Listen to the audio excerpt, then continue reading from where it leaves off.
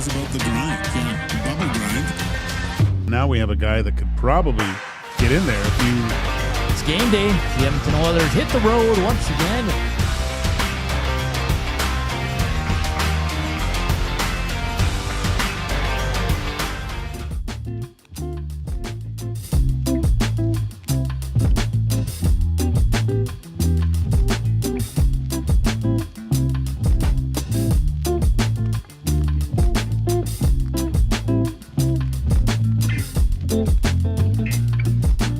What's up, Nasties? Happy Monday.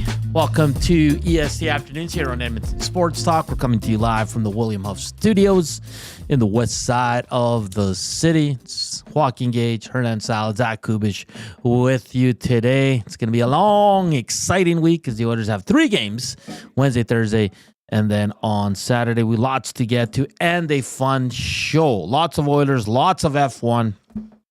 Luke Pierce, head coach of the Edmonton Oil Kings, Gager, he picked up win number 100 yesterday in their final game as they get ready to go to the playoffs. They get the PA Raiders. Oh. Yeah, so we'll talk with Luke and see how they're feeling heading into the postseason after a couple of years missing out. And then at 2:20, we have to talk Vancouver Canucks, man. What is going on there? Our buddy Jeff Paterson, the host on Rink Wide Vancouver, does their post-game show, does a great job. We'll talk to Vancouver Canucks. With the Oilers being off, you know, Joaquin, we'll talk some hockey and a lot of things. Like always, hit us up on the River Cree box, 780-218-9999. On the Nasty Chat as well. Slam that thumbs up. We're on a nice little streak here. 10 straight days with 100 thumbs up. Why stop now? So let's go. And if you're listening on iHeart or the TuneIn radio apps or at Edmonton Sports Talk, just come on over real quick to YouTube. Give us the view. Give us a thumbs up. And if you haven't subscribed, please do so. And we really need to bump up our download numbers on Apple, on Spotify, and all that. Really, really need you guys to go there and press follow. All it does is push our content to the top of your feed. And don't do it just for EST Afternoons, but for every show here at Do Edmonton. it for me and Hernan. Yeah, we're the ones that are, we're in the pooper right now. So what's going on, Joaquin? Yeah, that's you told me about your weekend already. Hopefully you can make it through the show. And then I had an interesting weekend. Friday was kind of funny because my I asked my wife where is she. She said getting my daughter to dance. And so the old location at dance, there was a bar right next to it, which was nice because you could just go if there was a game on, have a beer, watch the game, wait for my daughter to go home, right? Yeah. And so we've moved, the location of the studio's moved, but the bar that was in that strip mall moved to the same location, so it's back again. Nice. So it's great. It's all new. The Newcastle Pub, fantastic place. So my wife and I, we went there and had a beer, and then waited for my daughter, left, and then she wanted to go watch her friend at the university dance. There was a hip hop competition, so we drove there, and my wife said, "Okay, let's we'll go to Rat." We went to Rat at the U of A. Wasn't impressed, but had a beer there, and then my daughter said, "No, I'm staying till the end." So we didn't want to stay there, and then we went to the old drinking hole, the Bend. So we kind of had a little bit of a pub crawl. Nice, my wife and I. So it was great. It was a lot of fun. Just crushing some beers. Yeah, and then I worked Saturday a bit and relaxed and stuff, and then I made the most delicious chicken wings. Really? Yeah, like ridiculous. Hot? No, because not everyone likes hot, right? But what I did, because I saw something online. You have time for this? This is pretty. Of course. So what you do is I got a big baguette, right? I got a little garlic roaster, so I put 3 cloves of garlic in this roaster. So roast the garlic. Then I added, what did I add? I had rosemary, butter, the roasted garlic, smoked paprika, thyme, fresh rosemary, and fresh oregano. And then mix that all together. Spread that on the baguette. Then baked the baguette to get it all melted and crusty. So it's essentially garlic bread. But then I threw that into the food processor and made breadcrumbs out of it. Oh. So, and then took the chicken wings, dredged them in flour, egg, and then this ridiculous, like you could eat these breadcrumbs just with a spoon. Like they were a joke. Wow. And so then put those in the air fryer. 365, I found like 28 minutes in my air fryer. You might have to adjust it. Some are different, right? So, and they came out, and then I had some reserve of that butter mixture. So I melted that and put in some wing hot sauce and some Caesar salad, Mighty Caesar salad dressing. Mix that up for a dip. You're quite the chef. It was, my wife was, those are the best wings I've ever had. Really? Yeah. Should have brought some in. No. But it takes a long time. That's a process, right? Everything good in life takes time. But I couldn't believe how well and it was nice because, like, look, I eat deep fried wings too, and they're great breaded, but this was breaded in the air fryer, and they tasted deep fried, but didn't have that kind of that greasiness to them. You know what you should do now? Because you do a Hit on Dusty show, right? Every week, Tuesdays. You should do like a cooking segment with them and make Dusty try new stuff. Oh, I could. Yeah, that'd be great. You sit here in the middle, you bring the ingredients. I'd have to be in here though. You don't want to come in that early. Well, no, I can't. I got to drive my son. I don't have that much time, man. Oh man, so much to get to. I'm gonna save F1 for the next segment, okay? Because there's so much to get to. Okay, yeah. Let's talk about the Oilers. So I know Chris Knobloch spoke, and this is from our good buddy Gene Principe. Connor will not play this week. Leon not day-to-day yet. They're still going to be a while, so we're going to be playing a couple of games without him at least. Sounds like they'll be out this whole week. Yep. So that's the latest update. So whoever thought Dry or McDavid were going to play this week, looks like a big no-no. They especially won't play against Dallas or Seattle Wednesday, Thursday, Saturday, maybe Draisaitl, but McDavid not this week, according to head coach Chris Knobloch. The other news of the day, and fans are going to lose their minds, Kasperi Kapanen promoted to the top 6. It's about time. He will play with Enrique and Hyman, Podkolzin, RNH, Arvidsson, Skinner, Janmark, and Brown. I thought that line was excellent on Saturday night. And then Jones with Ryan and Perry. Ekholm did not skate. He's a vet guy. It's late in the season. I expect a lot of this going forward. He's going to miss some practices. Looks like Emerson will remain out. He is not hurt. I know some people were asking. He's just a healthy scratch. They prefer Stetcher right now, which is an interesting decision. I don't think he's been bad, but I still prefer Emerson. Gage of the game Saturday. You know what I liked? They created a lot of offense. They did. Yeah, they had some good looks. I mean, there was some bad in that game, but let's talk about the positives. 2 power play goals. I thought every line kind of created some good offense. I didn't mind their game at all. Now, Seattle's not a juggernaut or anything like that, but they were able to squeak out a win there. I liked their game as well. It was a simple, straightforward, physical hockey game, which and it seemed like guys were fitting into their roles that maybe. This is how I thought of it. Seeing how guys with more minutes and how they started playing and how successful they were. At some point in time, they were counted upon on the teams that they were on to be the big dog, right? Yeah. And you saw guys revert to what probably got them success at some point in their career, or even in the NHL, right? Sometimes you're trying to do a little bit too much. I found a lot of people played within themselves, and that was what was important. I know Skinner gets blamed for a lot of things. There were a few moments, like a couple of the goals. Like, it's funny because I find that the breakaway goal I didn't like. I didn't like it at all. I didn't like whenever a goalie ends up on his stomach. It usually means you're caught, right? Yeah. You're just hoping for the best. Yeah.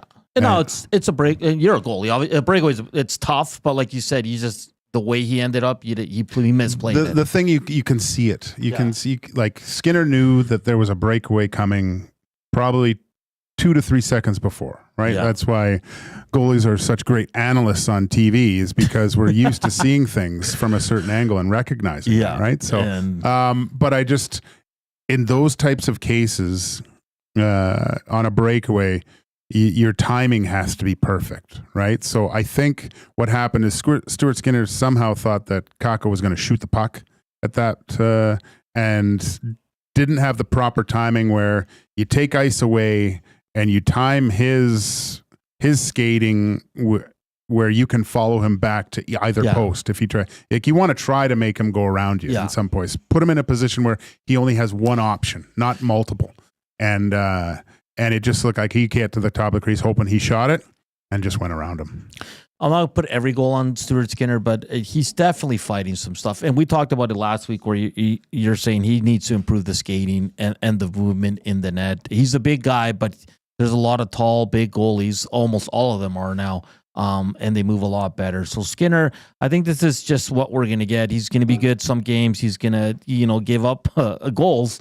But it's just something you have to live with right now because there's no. I mean, when I say there's no other choice, like, he's the number one guy. Pickard's going to be the number two. We all know that, whether you like it or not. It is what it is right now. Bouchard with the brutal giveaway there, and at least you know what, when that goal went in, you actually saw him angry.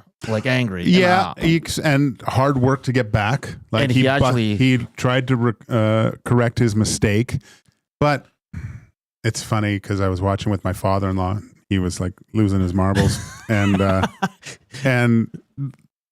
I just don't. There's just something he has to get out of his game. It always has to be a finesse touch. Yeah. Right. Like, fire the pass, fire the puck. If there's certain cases where a backhand sauce over the blade of a stick, it warrants it. Sure, but not every single time. Not every single time does he have to pass it between someone's legs or in the triangle, right? That's not the correct play. Maybe it's somewhere else because he's usually the last guy. That's what makes it so difficult. He is the last guy with the puck, and if he turns it over, it's going back in an outnumbered situation every single time. So those decisions have to change. He's got to get it out of his game, man. But it's... You have to do those things to create. I understand that, but more times than not, I think recently with Bouchard, with his success, I think, because we've seen a lot of really good games from him, he's keeping it a little bit more simple. It's when he tries to do that a little too much with those things and gets in trouble where it becomes concerning. But that's the only kind of negatives I have from that game. Great job by Nuge. Oh. Just awesome. I mean, he's kind of, when you have the other two big guys out, who do you look to take everything on his shoulders and start being the best player on the team? And he did that, man. That was awesome for him. Hope you could see it in his face, like, because he looked like winded. Yeah, he looked like he was really. It was probably really enjoyable for him to be in that game and playing as well as he did, right? So that's good news for Edmonton, especially the way he's been implemented lately, away from the big two guys and running his own show. So that's why when the big guys come back, don't stop. Don't stop. Yeah, he's been great.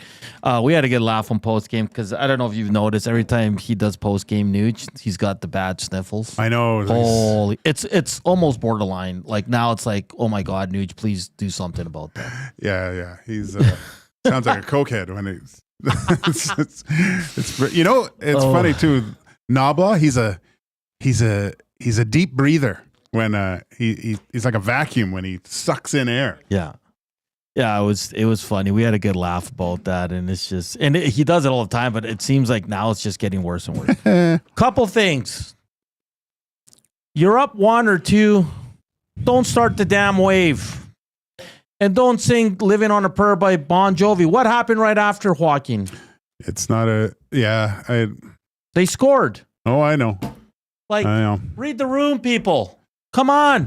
Yeah. When I was watching that game, I knew exactly when they were singing Living on a Prayer that they were going to come back and score. I just had a feeling. I'm like, oh, this isn't the time. They just did the wave, and then it's too close. It's too much. For me, like, I don't want to be a downer, but like, how much fun is doing the wave? Like, I just don't get it. Do it when you're up 3 or 4 with 2 minutes left. That's when you do it. You don't do it in a tight game.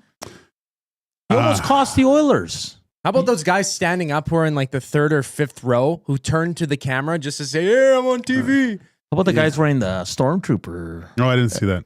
Those guys were pretty cool. I want to bring up one play. Did you see it was 4-2, Joaquin? Yeah. Or 4? Yeah.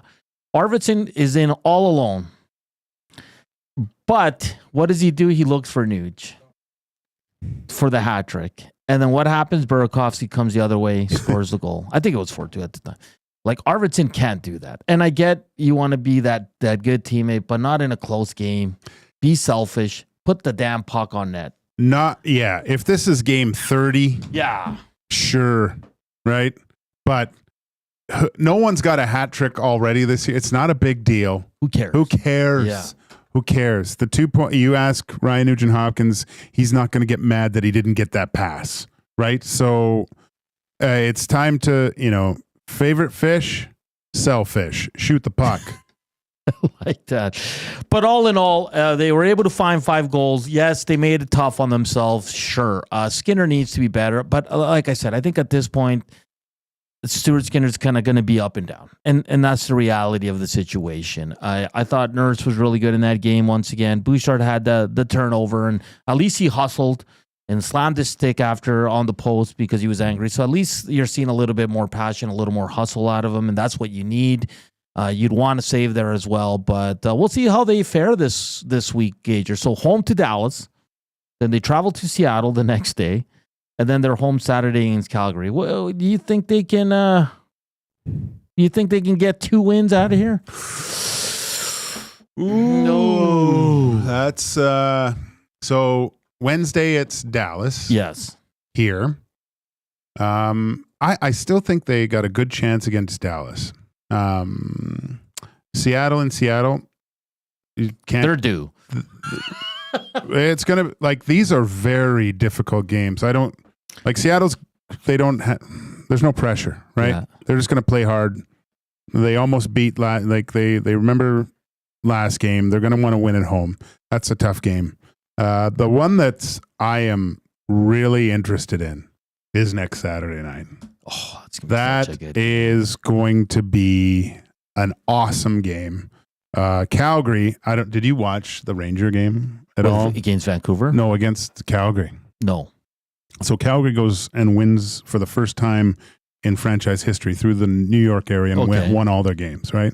But they were down with a couple minutes left, came back, won in overtime. They are playing. This is what we talked about before, right? They're playing playoff hockey right now. It's taking everyone involved. So I want to see how the Edmonton Oilers respond to a team that's playing playoff hockey. They're fighting for their lives. Yeah. And Edmonton's trying to find their game, right? Calgary has no choice if they want to make the playoffs right now. So that's the game that I think is the biggest measuring stick for this time of season to actually see where the Edmonton Oilers are. And by all accounts, they're not going to have the big 2. Let's see who can the Nuge keep stepping up. Can Bouchard, can Stuart Skinner come up with a game to maybe steal it? He'll have to. Yeah, man, that's the big one. That's the big dog is next Saturday. All right, we'll continue the Oilers talk on the other side of the break. Lots to get to, lots of great battles. I do want to get to the weekend in the NHL as well with Joaquin. We'll have some F1 talk. 140, Luke Pierce, the head coach of the Edmonton Oil Kings, as they get ready to start the postseason. Looking forward to watching the Oil Kings, see what they can do.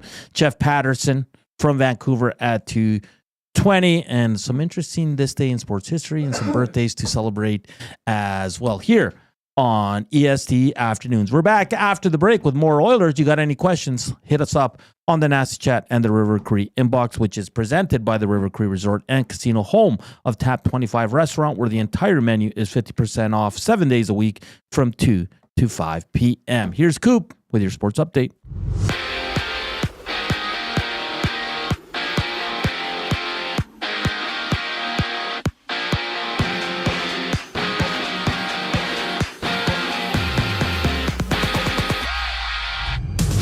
Connor McDavid and Leon Draisaitl will miss at least a couple games, according to Oilers head coach Chris Knobloch, who stated, quote, they are still going to be a while. For the Jets, Gabe Vilardi is out week to week with an upper body injury he suffered last night when slamming awkwardly into the boards after he received a hit from Buffalo's Connor Clifton.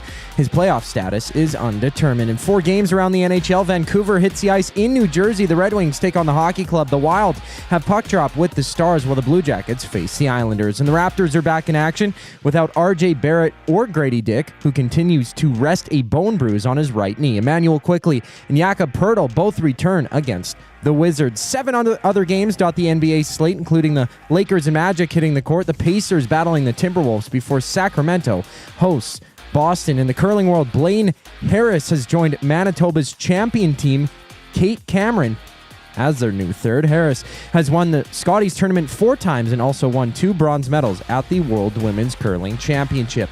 This sports update is brought to you by Windsor Plywood Leduc, locally owned and operated since 1993. They're more than just plywood. They offer everything from doors and flooring to decking, fencing, and custom millwork. Windsor Plywood Leduc, they're the experts you need to know. More with Hernan, Salas, and Joaquin Gage on the other side of the break. I'm Zachary Kubish, keeping you up to date. Get your fix every single game with the GCL Diesel Oil Stream pregame and postgame shows with Tom Gazzola and Hernan Salas. Whether it's breaking down the starting lineup, predicting key matchups, or diving deep into the game's biggest moments, Tom and Hernan are here to give you the best insight and analysis in the city. After the final horn, get the breakdown of every key moment, performance, and player reactions. It's your one-stop shop for all things game day. Catch the GCL Diesel Oil Stream pregame and postgame shows with Tom Gazzola and Hernan Salas, only on Edmonton Sports Talk, your clear choice for Edmonton sports. It's time for a wing throwdown at the Canadian Brewhouse. Fuego Verde versus Honey Blaze. Who's got the best flavor? Come taste the heat and get your wing fix anytime. Plus 69-cent wings all day Wednesdays. The Canadian Brewhouse. Our house is your house. Take your career to the next level with Nate's Construction Leadership and Supervision Program, a perfect tool for professionals looking to advance their role or an organization needing to develop leaders. Learn more about safety supervision, scheduling, cost control, and most importantly, how to lead a team. For more information and to register, visit nate.ca/CLSP to take your career to another level. Since 1952, William Huff has been the heartbeat of Edmonton's advertising world. From humble beginnings to a citywide powerhouse, we've been the go-to for signage from print to design and installation. Partnering with Edmonton's top sports franchises and major events, we've helped shape the city's global reputation. Our secret? Unmatched customer service, decades of experience, and a passion for excellence we call the William Huff Advantage. Visit us online at williamhuff.com. Love is in the air. I love you. And you? And you? And you! Why choose between your beloved items? Sentinel Storage, keeping your treasures safe to be loved again. Try 4 weeks free. Details at sentinelstorage.ca.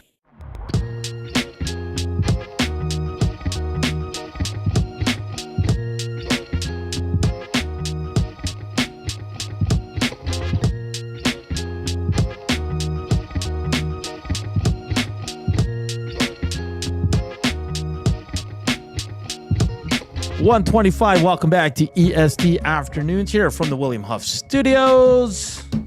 Joaquin Gage, Hernan Salas, Zach Kubish in the house. Reminder, 3 to 6, the one and only Reed Wilkins. I think he's going to be joined by good old Guy Flaming too. Oh, yeah, nice. because Jay's out there skiing with the fam, having a good time. I think our fearless leader returns on Wednesday. Good old Dustin Nielsen. Wow. Who? Yeah. 41 thumbs up. Really good start, guys. Really good. Thank you. 59 more, though, and we'll hit 100, and Hernan can shut up about it. So on Saturday, Vancouver, was it Saturday? Yeah, they're playing the New York Rangers. 39-12. They outshot the Rangers, and they lost 5-3. That's unreal. That's when you know your season's just going bad. And that's why I wanted to talk to Jeff Paterson, because they also lost Elias Pettersson in that game. Oh, yeah. I can't remember who the other forward they lost, and I think they're going to be day-to-day right now. But St. Louis is on quite the heater. They're 8-1-1 in their last 10. They've won 6 straight. they're now up 5 points on Vancouver and 4 on Calgary. Like this might be a good night for the Vancouver and the Calgary Flames. I won't count Calgary out as of yet. Okay. But they got a lot of work to do here to catch St. Louis or Minnesota. Now they have games in hand, which is good. They have 3 games in hand on St. Louis. Yeah. Vancouver has 2, so they're not completely out. But I was like, what the Four Nations has done for Jordan Binnington, right? Just to light that fire again. Good point. He's remembering what happened when they won the cup, I think, a little bit. And like, so it would be funny to, maybe we'll do this when we have nothing else to talk about, but maybe at the end of the year, who benefited most from the Four Nations besides Canadians, right? I would look to Binnington, possibly Tkachuk too. The Tkachuk. Brady. Yeah. Like he's a different beast. He mentioned it on Hockey Night in Canada. What's been the turnaround? He goes, well, I finally played in games that mean something, and I want to do it a lot more. And it's fun playing big hockey games, right? Probably one of the reasons why you saw such a lackluster Oilers team the first 10 games of the season. They just want to get to the playoffs. Yeah. Let's be honest here. But yeah, if Vancouver had a 5-point lead going into the Four Nations, how the tables have turned there. It's going to be a great battle. Edmonton, Los Angeles tied at 87 points, 5 points back of Vegas, which to make up 5 points is going to be tough. Edmonton has a game in hand. No, sorry, the Kings have a game in hand on the Oilers. So okay. They play LA, Gager. LA's only lost 3 games at home in regulation. They lost the 7 total. Does it matter to you if they have home ice against LA? Edmonton? Yeah. Yeah, I think I was talking to Reed about this. We can look at it in 2 different ways, right? Yeah. Yeah. Their record at home is unbelievable. But there's also a ton of pressure that comes along with that a little bit. Nothing in the regular season matters. Yeah. Yeah. And Edmonton goes in knowing that they've beaten this team in the playoffs for a number of years. So I almost think it might be beneficial for Edmonton to start on the road. And if they can win, I mean, their first game in the series isn't a great record over the past few years. But I mean, if they can go in and get the first one and just put that seed of doubt into a team that's dominated at home, going, oh my gosh, now we're really in it, because their road record is not as good as the Edmonton Oilers, right? They're under 500 on the road, whereas the Edmonton Oilers on the road are 19-13-2. Los Angeles Kings are 14-18-5. So all you have to do is split. You just gotta, you go in. No one thinks like that as a hockey player. I hate that saying. I'm sorry. No, but I'm saying, like, if you get the split, you're like, we're it's, good. We say all you do, but you don't want to split. You want both games. That's a loser attitude going into a thing saying, if we can just get the split. No one goes in there to get the split. You want to put the teams out as quick as possible. Joaquin just called me a loser. No, I didn't. I said you were a great broadcaster, stating the obvious. Listen, good for St. Louis, good for Holloway and Broberg. And listen, because Edmo's like, let's talk about Holloway and Broberg. Why? Like, good for them. The Oilers, yes, that's a fail. Any way you put it, okay? They failed. They failed the team. They failed the fan base on that one. Sure, they deserve all the criticism, but they're in St. Louis now, and good on them. If they can hold on here, looks like they might even catch Minnesota, which is wild. No pun intended. Yeah, but then like Winnipeg right now would play St. Louis. But wouldn't you be a little afraid if you're a Winnipeg fan? Yes. Yeah. I feel like that's the one team I don't want to play right now. No. I don't think you want, and there's a rivalry with them in Minnesota too, right? So they're sitting there going, I bet you they'd rather play Minnesota than St. Louis, You don't want to play a team streaking like this. I'm with you on that. They're going straight to the quad, to the gymnasium, because that team is a streaking. There are. What did you think of? Did you see the JT Miller little bump after the whistle on? Yeah, I did. What do you take of that? I think he's just being kind of like that. Hey, annoying, buddy. Like, Or was he yeah. just, is that your buddy that you're hitting? I took it as it's in the game. Give him a shove, like a little brother. Like, here, you little. You know what? I didn't read too much into it. If it was Paterson, I would have been more. But because you see, kind of Quinn Hughes, kind of just be like, whatever. Yeah. Well, yeah. I was shocked that he did nothing, but I don't know. Maybe he just thought JT was just kind of.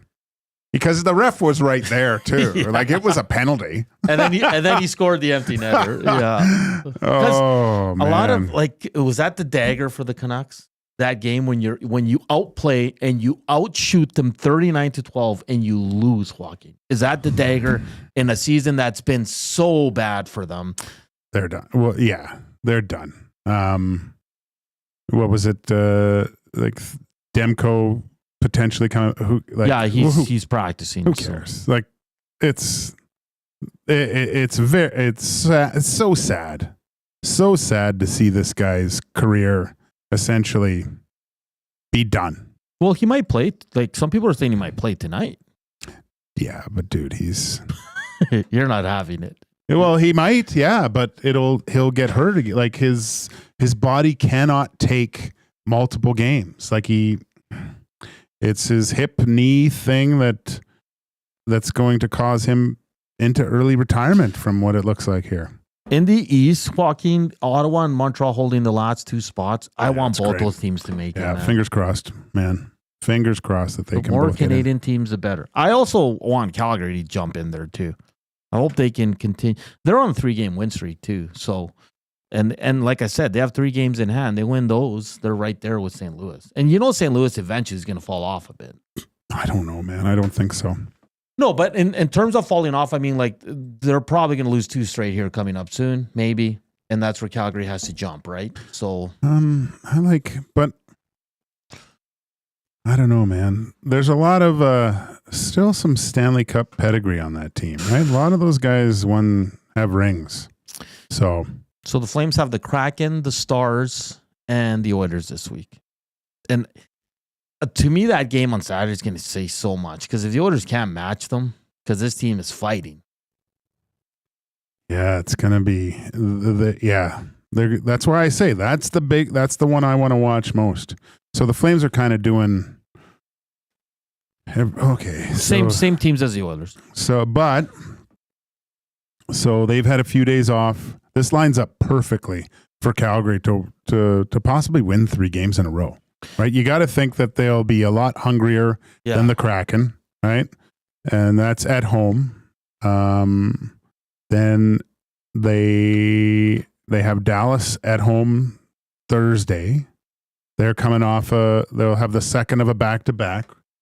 And then they'll get another day of rest and then come up to Edmonton. No travel, essentially. This lines up really good for Calgary to close the gap with those games in hand, I would say. Just the way that they're playing, man. Like they are an inspired hockey team and they're getting huge contributions from like Dustin Wolf, man. 2.63 goals against, 911 save percentage. Huberdeau he'll hit 30 this year, right? The motivation for the Oilers on Saturday is let's crush their playoff hopes. If you're a player on the Edmonton Oilers. Yeah, that's a good. Yeah. How do you go into that game? What motivates you to play that hockey game? Obviously, it's the Battle of Alberta that you can draw upon to get the juices flowing. You can get just where you are in the standings, what you have to do to get ahead of yourself. Or it's it's weird to be in a place when you're in the playoffs, but to play spoiler in that role is what a lot of teams that are on the outside of the playoffs looking in relish in. Let's spoil these guys' chances of doing it. So lots of things that can get you going here. I like the fact that your arch rival for decades, you can snuff out their some of their playoff hopes by beating them on Saturday night. KD says Canucks have a 13% chance of making the playoffs. C-Run says depends on how many players they get back for the playoffs. Yeah, I don't think people should count out the Minnesota Wild because it sounds like they will have most of their guys back. We'll see Erickson Ek, Kirill the Thrill. I know Spurgeon's kind of day-to-day there as well. So it's going to be interesting, man. It's going to be some great battles. The Oilers are on their own battle, trying to catch Vegas and trying to get home ice against LA. So I'll ask Oiler fans this. Hit us up on the River Cree inbox, 780-218-9999, or on the Nasty Chat. Do you care if the Oilers are going to face the LA Kings if they have home ice? Let us know. Text us. Keep slamming that thumbs up. We're getting close to halfway to 100. Let's get there as quick as we can, and then Hernan can shut up about it. Another team here in Edmonton going to the playoffs. Good old Edmonton Oil Kings. PA Raiders, first round matchup. We'll talk to the coach, the head coach of the Oil Kings next. Luke Pierce here on EST Afternoons. Keep hammering the thumbs up. And let us know, do you care if the Oilers have home ice advantage against LA? Yes or no? And give us a little synopsis as to why. A little essay there as why you think it matters or it doesn't matter. We're back after the break. Here's Coop. Sports Update.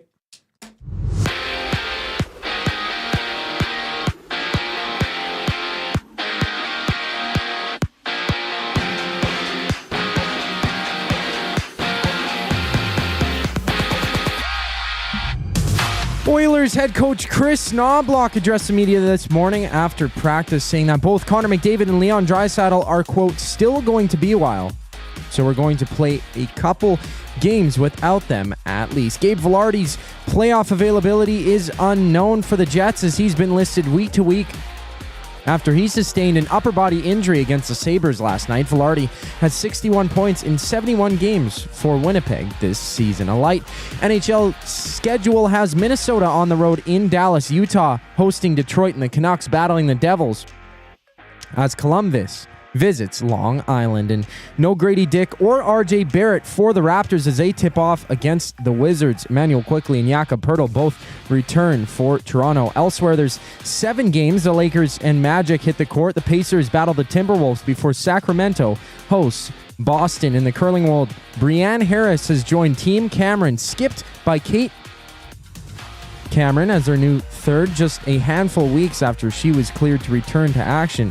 She's missed the past year due to a wrongful suspension for using a banned substance, and the situation faced arbitration where Harris was deemed not at fault for the positive doping test. After the break, Oil Kings head coach Luke Pierce joins Hernan Salas and Joaquin Gage. I'm Zachary Kubish, and you're up to date.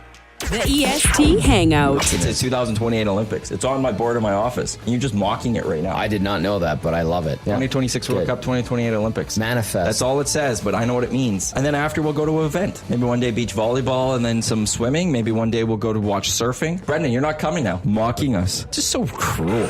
The EST Hangout, presented by Sentinel Storage. Weekday mornings 9 to 11, only on Edmonton Sports Talk. Your clear choice for Edmonton sports. Your home for live music and great performances is the River Cree Resort and Casino. Someday you'll be shedding your tears. A one-of-a-kind retrospective. It's Glass Tiger, This Island Earth, April 4th at River Cree Resort and Casino. Don't forget me when I'm gone. Get your tickets at rivercreeresort.com. River Cree Resort and Casino. Excitement? Bet on it.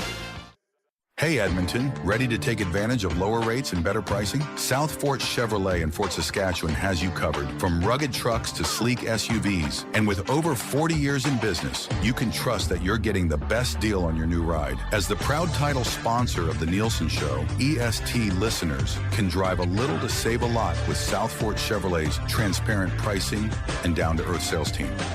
Visit us today in Fort Saskatchewan or online at southfortchev.com.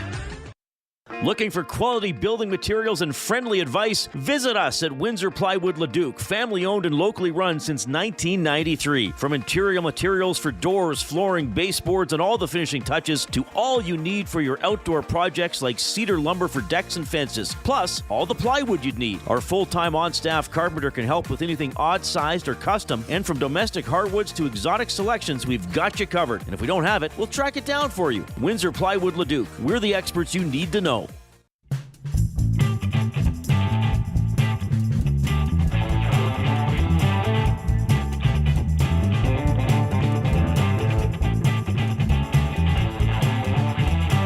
.142, welcome back to EST Afternoons. Joaquin, Gage, Hernan, Salas, Zach Kubish with you here. We'll continue the hockey talk. We'll head to the dub. The Edmonton All Kings get set to kick off their first round playoff series versus the PA Raiders, where Joaquin first tried to smoke a dart. Yeah. Yeah. Didn't work. Didn't work. You played what, 1 year there? Yeah, 1 year. Half, like I was one of the 20-year-olds, and the other 20-year-olds smoked. I thought it was cool. I tried. I couldn't do it. Yeah, at least you tried. Yeah. But right behind the arena there's a football. Had 3 touchdowns in one game in that on that field. For real? Yeah. Oh, nice. Good stuff. I made a huge one-handed catch, went down the sidelines. It was unbelievable. It's actually on tape. It's on the Notre Dame, Ethel Murray College, Notre Dame. Their recruiting videos. Me kid catching that and going for 6. Nice. Yeah. Nice. Could have been a dual sport athlete. Should have been. Yeah. All right. As we're now joined by Edmonton All Kings head coach Luke Pierce. Luke, how you doing after win 100 yesterday? Yeah, thanks, guys. Great to be on here. Doing well. Excited to wrap up the year and get into the most important time. Obviously, exciting time for the franchise and for this group especially. Yeah, Luke, let's talk about that. Missed the first couple of years with you there as head coach. Back in the dance now, you get the PA Raiders. How are the vibes with the team? How's this week going to look for you getting ready for game 1 on Friday? Yeah, I think the vibes are great here right now, and it's, I think, a little extra special for some of us that, like you said, gone through the last couple of years of not being in it and the hard work that goes into rebuilding this thing, and to be rewarded with a chance to get in and play for a championship is fantastic. So, and honestly, I think we couldn't ask for a better place to start than PA. It's you find out what you're made of real early. As Joaquin mentioned, it's a pretty unique environment, and I had the luxury of being in that building for the Eastern Conference Finals back in 2018-19, and very memorable. It's nothing like it. So it'll be a good wake-up call for our guys and set us up for what's hopefully a long journey. Luke, what when you compare your two teams, what advantages do you think you have going up against the Raiders, and what do you have to look at? I look at Thomas Mercick, kind of their leading scorer. Is he one of the guys you have to watch out for? And how do you shut down a talented player like Thomas is? Yeah, I think Thomas and Aiden Oreen and those guys up front, they've got some, probably, a top 3-4 group that's as good as anybody's in our league right now, and been dangerous all year. So it's like anything, you've got to do that by committee, and we're going to need our top guys to take on a lot of that responsibility. But I think the unique thing with them is probably their defense. They've got they've created a lot of offense from back there, and a lot of it isn't just from power play stuff. So they've got some guys that are pretty deadly, even strength, and like I said, generate a lot from the back end. So obviously I think the best way is for us to try and maintain as much time in their end and focus on them playing defense. But it'll be, it gets into some up and down stuff. We've had some really good games with them, and us trying to limit the track meet as much as we can, I think, will be really important. So looking to try and utilize our depth as much as possible. It's been kind of a strength of ours all year. So that'll be a main talking point for our group here this week. Luke, only 6 points separate you and the Raiders in the standings. You'll travel to PA to play there to start off the series. During the season, how did you guys match up with PA? Yeah, it was a close series with them. We played them 5 times. We're 2-3, so we won one on the road, one at home, and in the losses we had, I thought in 2 of the 3, probably chance wise, deserved to win the games, but as you know, that's not always the case. It's the final score, and they were able to come out on top. But the goaltender is real strong. Our goaltending's been good. They've been really good hockey games, and probably a little bit more physical up in PA than they were here, but we expect that obviously in playoff hockey. So it's been some of the best hockey between these two teams, and I think that rivalry kind of has stood the test of time here following the series a few years ago. So I'm excited to get going. Luke, you've talked about the progression of junior hockey and getting to that point where you start playing meaningful games at the latter part of the season. Going into this first round playoff matchup, junior hockey is all half of it's about emotion, right? And how do you keep that in check with a young team going into this? Some of these players that haven't been in these types of situations yet going into this first round. How do you keep those emotions in check and stay within the game for Friday night? Yeah, that's a great point, and I think it's something that ultimately has to start with me and my staff. And I'm a pretty emotional guy. Wear my heart on my sleeve and can get it tense at moments. So I think that's going to be one of my main focuses as well, and just trying to maintain the calmness that you need in a playoff series. And it also goes into our leadership group. I mean, we're led with the Grayson Sachin's a very emotional guy as well, and then Gavin Hodnett's probably a little calmer, a little more level-headed that way. So for all of us as kind of the leadership group from our staff and our veteran players, I think it's really ensuring that we're able to keep each other in check and kind of maintain that level-headedness and not get onto the roller coaster of emotion. Luke, last one here for you. Kind of going away from the series that you guys are going to play starting on Friday. WHL expansion. There's going to be one new team next year, and then the following year, another team will be joining as well. What do you make of two new teams joining the Dub? Yeah, it's obviously a pretty unique time in junior hockey and in hockey all over. I mean, with the changes in the NCAA and college hockey, it's I think there's a lot of unknowns. So obviously it made big changes to Tier 2 hockey and those model franchises in Penticton and Chilliwack. Obviously, looking to join the league is interesting. I think both places I know well from my time spent in the BCHL, and good markets, great buildings, good cities. So I think that adding, that's 44 more players to our league. That'll be interesting where we find those guys. And I think there's a anticipation that we'll see an influx of top end talent wanting to flood to the CHL. So I think he's trying to capitalize on that. And, but I think it'll take us a few years to see where this all plays out. So, some growth in the league isn't a bad thing, but I think we just got to make sure that we maintain some type of competition and parity here. Luke, all the best in round one. I know we'll be watching, following along, and we wish you guys nothing but the best. And there's nothing like both hockey teams in Edmonton here heading to the playoffs. So best of luck starting Friday, and I'm sure we'll have you on again. Yeah, thanks, guys. I appreciate that. It's Edmonton Oil Kings head coach Luke Pierce joining us here as they kick off their series against the PA Raiders on Friday. Go to edmontonoilkings.ca there, and you can listen to the call from Matt Barrett. Do you think adding two teams is going to water down some of the water down the league, I guess? Because he just said 44 new players. Yeah, it's a lot, right? Yeah. So it could, right? But I don't know if the NCAA rules they might help a little bit the West, like the CHL, in a sense, because now these players can go to U.S. colleges later if they want. So it might be just a better place to showcase your talents, because the old rules, if you played in the WHL, you lost your eligibility to play NCAA, right? So now that doesn't happen, and The USHL has been growing and stuff. It all kind of depends on where a player thinks he's best suited to make the jump to the next level. I think, of course, I played in the Western League.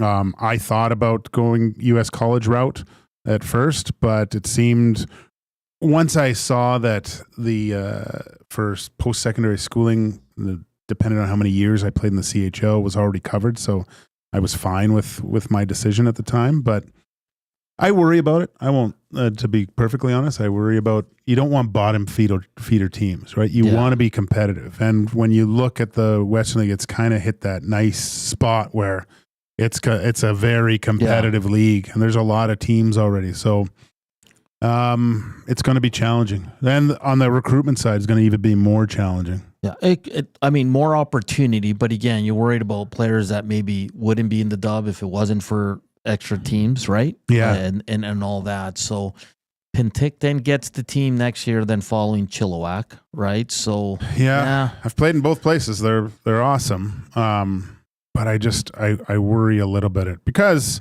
and I hate to say this because Stretty did it, but the Memorial Cup's the hardest trophy to win in all of sports. There's so many things have to fall in line for you to win that. You have to be in the right window with your team.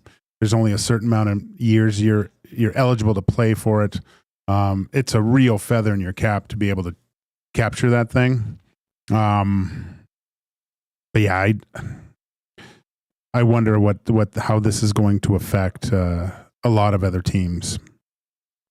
Yeah, it's definitely a good conversation to have, and I'm sure Reed will have it with Guy Flaming today. And Guy Flaming does the Old Kings games as well alongside Matt Barrett. So it's probably exciting for them because it's WHL playoffs are awesome. Man, it takes me back. I remember my first playoffs. We played Spokane. We lost in the first round, 6 games. Valerie Bure blew it between my legs to seal it in overtime in Game 6. God, it was just heartbreaking. Yeah. And then the next year, we went all the way to the Western Conference Finals.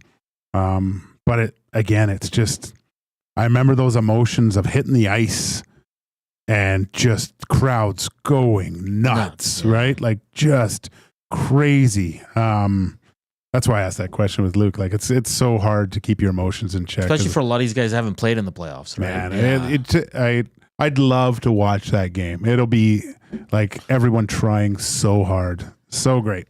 Go support the boys. Fiddler, Iginla, so many talented players on the Oil Kings. So if you like to go to their home games, Game 3 goes Tuesday, April 1st, 7 p.m., Rogers Place. Game 4 goes Wednesday, April 2nd. So back-to-back at 7 p.m. If it gets to a Game 6, that game will go on Sunday, April 6th. So make sure let's go support the Edmonton Oil Kings as they kick off the Western Hockey League playoffs on Friday from a PA. Sticking with hockey, a lot of answers to do you care if the Oilers have home ice against the LA Kings? Yeah, how's that? Katie says I 1,000,000% care. Big Uke says I don't think it really matters who makes the 8 spot. They're out round 1, so that's a little bit different there. Let's see here. Joe says home ice is important in my opinion. John Cardle says just win, baby. I can get down with that. Big Uke says, I care. Home ice is important, but I do not change my opinion of the Oilers' ability to beat LA if they do not have it. Interesting. In the River Cree inbox, old school nasty. Gage, you sound like Al Bundy there. Polk high. Yeah, I know, but I scored 3. I'm not, and I don't sell shoes, so that's one thing. And this guy Guy Fleming, NCAA rule change just opened up the talent pool to recruit. By the way, more than 44 players. The league will be better than ever. An unbiased broadcaster. Okay. So all right, Guy Fleming. We'll listen to you there. Home ice has both plus and a minus from Collingwood Rob. If LA is our opponent, then home ice doesn't matter. LA coming here means they have to slay the dragon in its own lair. If we go there, then the dragon is in our castle. All the pressure is on LA. Remember, it's not a series until a home team loses a game. Interesting. I think for me, Joaquin, I think it matters. Do you? Yes, I want them to have home ice. I think this is why. This is another one of the reasons why the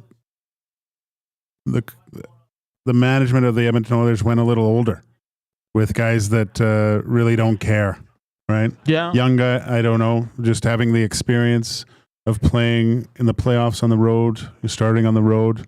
You know, it's familiar waters. Maybe this is kind of one of those other things that they thought about if they didn't have home ice. Obviously, though, the idea was to win the division because we saw what it meant and how much energy had to be expended in the Canucks Game 7 and, well, getting it to a Game 7 again in the finals. You never know. But if that's at home, I don't know. Well, Vancouver was at home and the Oilers... No, Vancouver's on the road. Against the Oilers? Yeah, last year? Game 7? Game 7 was in Vancouver. Yeah, that's what I mean. Oh, yeah. Yeah, if that was at home. Yeah. Right? Well, I know they won. Yeah. But... So that's the thing, right? Like Game 7 at home is not guaranteed you're going to win if you're the home team. Yeah, I never understand why everyone says Game 7, anything could happen. Well, yeah. So with 1, 2, 3, 4, 5, 6. C-Run says, how many series go to 6 compared to 7? LA ice is terrible, which would be a Game 7 advantage for the power play and how McDavid like to stick handled. Yeah, they both have to deal with it, man. I don't put much into that. Maybe you're a little bit more used to passing the puck on slush, but you both have to do it. Right, so that is the question. Does it matter to you if the Oilers face LA?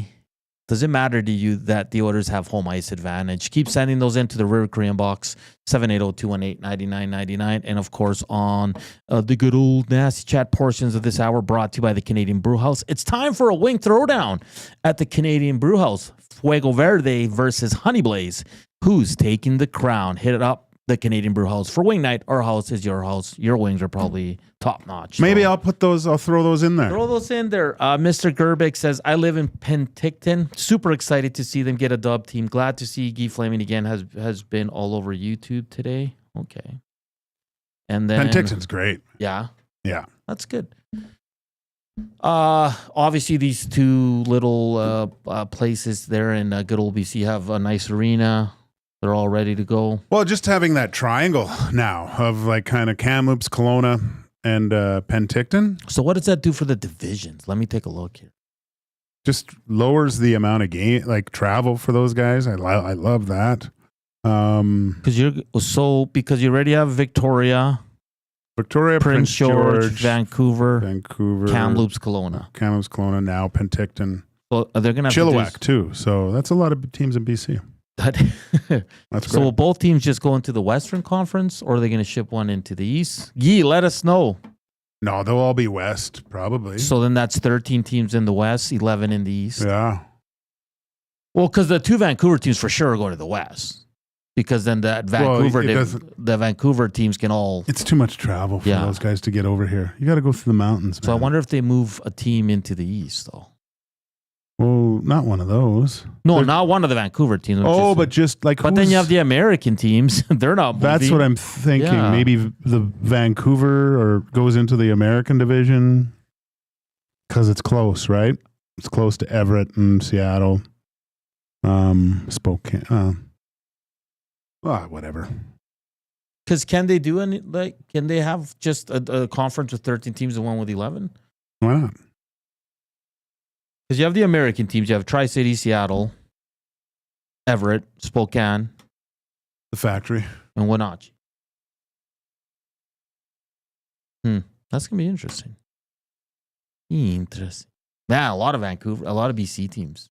Yeah, that's great. That's awesome, man. That's exciting. We'll await Guy's response if he's listening. If not, you can hear him on with Reed Wilkins from 4 to 5 today. That's coming up at 3 o'clock. The one and only Reed Wilkins will take you right up until 6 as we're no Oiler games for 2 days here as they'll get back at it on Wednesday. All their games right now are at 8 or 8:30. Old Hernan's not loving the times right now, Joaquin. With what games? Oiler games, man. Oh. They're all like at 8 or 8:30. Yeah, but that's when you're at your best. Wait till playoffs when they're all 8. I don't know about that. Yeah, you are. Yeah, no doubt, Coop. All right. An hour 2, Jeff Paterson from Rink Wide Vancouver will join us, talk all things Vancouver Canucks. We're going to hit some F1 and some Indies, so keep it locked here on EST. I almost said TSN 1260, Joaquin. I almost said, hey, big happy birthday to, it's Brian Swanson's birthday. Swanee? 48. Really? Yeah. Ah, he. If you're ever up in Anchorage, he's got a restaurant up there. Makes his own beer. Really? Yeah. Beer of the week? Well, he has like the whole brewery thing is in the back where he brews his own. Yeah, I think there's a Gage stout up there. Nice. There's not, but I'd like there to be one. Good old Swanee. 33 away from 100. Let's keep slamming that thumbs up. Fun hour 2 coming. And if you have any questions, Oilers, or anything related, hit us up, River Korean Box or the Nasty Chat. We're back after the break here on EST Afternoons. Get your fix every single game with the GCL Diesel Oil Stream pregame and postgame shows with Tom Gazzola and Hernan Salas. Whether it's breaking down the starting lineup, predicting key matchups, or diving deep into the game's biggest moments, Tom and Hernan are here to give you the best insight and analysis in the city. After the final horn, get the breakdown of every key moment, performance, and player reactions. It's your one-stop shop for all things game day. Catch the GCL Diesel Oil Stream pregame and postgame shows with Tom Gazzola and Hernan Salas, only on Edmonton Sports Talk, your clear choice for Edmonton sports. You've heard the name, but what does it mean? For over 66 years, William Huff Advertising has supplied signage from screen printing to digital to LED with design, production, and install in-house. It's a one-stop shop for all your signage needs. Edmonton owned and operated, William Huff has been trusted by the biggest companies and teams in the City of Champions and many others across the country to do the job. If you're looking for a way to get the word out about your company or event, they are the answer. Go to www.williamhuff.com. Their results speak for themselves.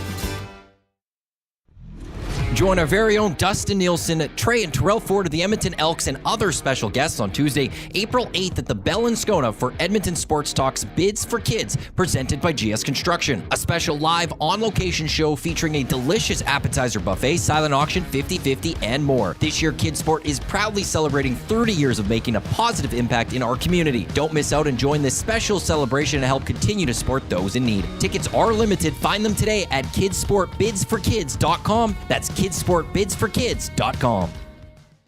Make your birthday legendary at the Canadian Brewhouse with epic food, killer drinks, and an unbeatable vibe. Plus, download the Canadian Brewhouse app and score free nachos on your big day. Book your party now to celebrate like a pro. The Canadian Brewhouse. Our house is your house. Looking for a winning strategy for your retirement? Contact me, Joaquin Gage at K4 Financial, where expertise meets dedication. I will always look for a careful approach to your retirement, ensuring your financial future is secure. From tailored strategies to clear, actionable advice, I'm here to guide you every step of the way. Don't leave your future to chance. Get in touch with me, Joaquin Gage, today at k4financial.ca or email joaquin.gage@k4financial.ca to start planning for a brighter future and a more secure retirement.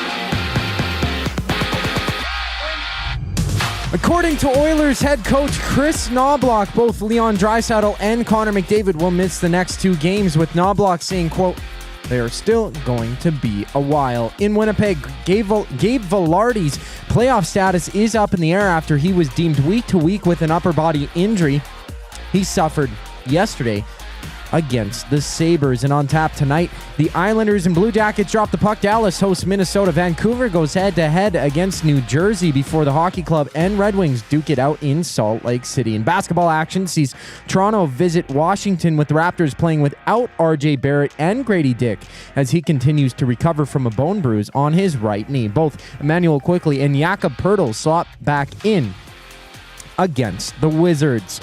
Around the league, Chicago meets Denver. The Mavs and Nets have a date, while the Bucks challenge the Suns. And Brianne Harris joins Manitoba's championship team, skipped by Kate Cameron after she missed the past year due to a suspension for using a banned substance. The Court of Arbitration for Sport ruled in January that Harris was not at fault for the positive doping test she had in early 2024. I'm Zachary Kubish. That was your sports update, the second hour of EST Afternoon starts right now.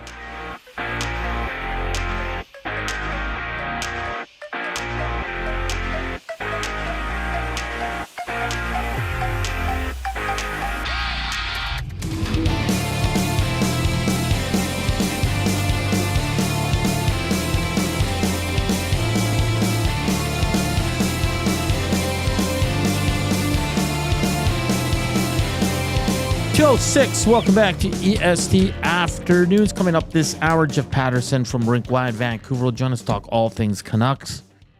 Are they done? Dun, dun, dun. Well, wait and see, but always a good and fun conversation with Mr. Paterson out of Vancouver. Tomorrow, Heat and Smoke, and we'll see what else we do tomorrow. Kubel test our knowledge.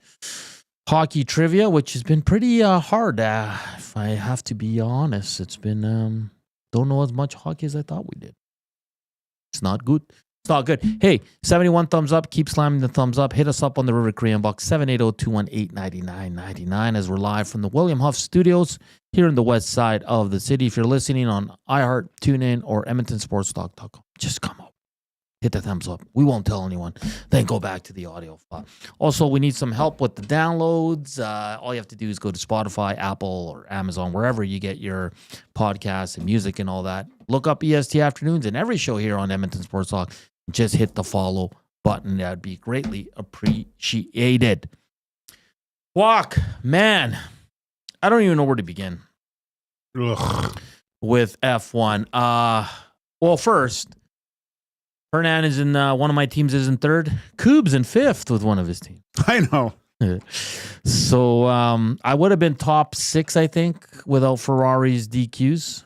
And who's the other one? Well, I didn't have Pierre Gasly anyway. But like Joaquin, the sprint race was awesome. Just 19 laps, nice and quick. Lewis Hamilton wins. Piastri, Verstappen finish off the top 3 in the Chinese Grand Prix on Saturday night. It was Piastri who had pole, but he was just unreal. Like halfway through that race, they didn't even show him anymore. That's how secure it was. It was like a Verstappen.